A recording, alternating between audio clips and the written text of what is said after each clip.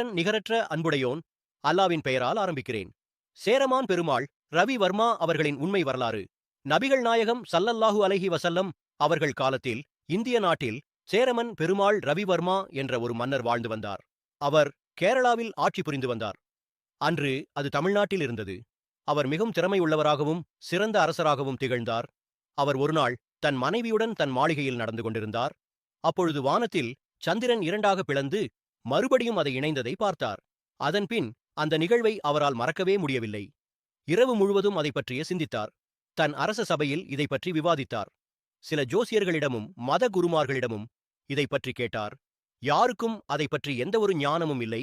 சில நாட்கள் கழிந்து அங்கு அரேபியாவில் இருந்து வணிகம் செய்ய அரேபியர்கள் வந்திருந்தனர். அவர்களுக்கு இதை பற்றி தெரிந்திருந்தது. அவர்களை தன் மாளிகைக்கு அழைத்து அதை பற்றி விவாதித்தார். அந்த அரபியர்கள் சொன்னார்கள், இந்த சந்திரன் பிளந்த நிகழ்வு மக்காவில் வாழும் முஹம்மது நபி ஸல்லல்லாஹு அலைஹி வஸல்லம் அவர்களால் நிகழ்த்தப்பட்ட நிகழ்வு. அவர் தன்னை இறைவனின் தூதர் என்று சொல்கிறார். அவர் செய்த செயல்தான் இது என்று சொன்னவுடன் அந்த மன்னர் மிகவும் ஆச்சரியத்துடனும் அவர் தேடிய கேள்விக்கு பதிலும் அவருக்கு கிடைத்தது.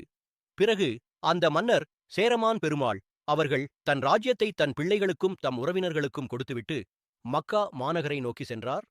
முஹம்மது நபி ஸல்லல்லாஹு அலைஹி வஸல்லம் அவர்களை சந்தித்து இஸ்லாத்தை ஏற்று தன் பெயரை தாஜுதீன் என்று மாற்றிக்கொண்டார். மக்காவுக்கு செல்லும் பொழுது இஞ்சி ஊறுகாய் செய்து அதை நபிகள் நாயகத்திற்கும் அவர்களின் சகாக்களுக்கும் கொடுத்தார். பிறகு தன் மந்திரியான மாலிக் பின் தினார் அவர்களை கேரளாவுக்கு அனுப்பி அங்கே ஒரு பள்ளிவாசலை உருவாக்கினார். இன்றும் அந்த பள்ளிவாசல் அங்குள்ளது. கேரளாவில் கொடுங்கானல்லூர் என்ற ஊரில் அந்த பள்ளிவாசல் இருக்கிறது. அதன்பின் நபிகள் நாயகம் ஸல்லல்லாஹு அலைஹி வஸல்லம் அவர்களின் உத்தரவின்படி சேரமான் பெருமாள் அவர்கள் தன் தாய் நாட்டிற்கு திரும்பும் பொழுது ஓமன் நகரில் உள்ள சலாலா என்ற இடத்தில் மரணம் அடைந்தார். இன்றும் அவரின் அடக்கத்தளம் அங்கு உள்ளது. இந்தியாவில் இஸ்லாம் நபிகள் நாயகம் ஸல்லல்லாஹு அலைஹி வஸல்லம் அவர்கள் காலத்தில் வந்துவிட்டது. இந்தியாவில் முதலில் இஸ்லாத்தை ஏற்ற அரசரும் இவரே ஆவார்.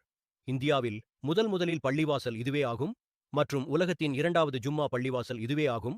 முதல் ஜும்மா பள்ளிவாசல் மதினாவில் உள்ளது. அன்பானவர்களே, இந்த செய்தி பிடித்திருந்தால் 2 இதயத்தை போடவும், இது போன்ற செய்திகளை மற்றவர்களுக்கும் பகிரவும், நமது உம்மா நியூஸ் யூடியூப் சேனலை சப்ஸ்கிரைப் செய்யவும்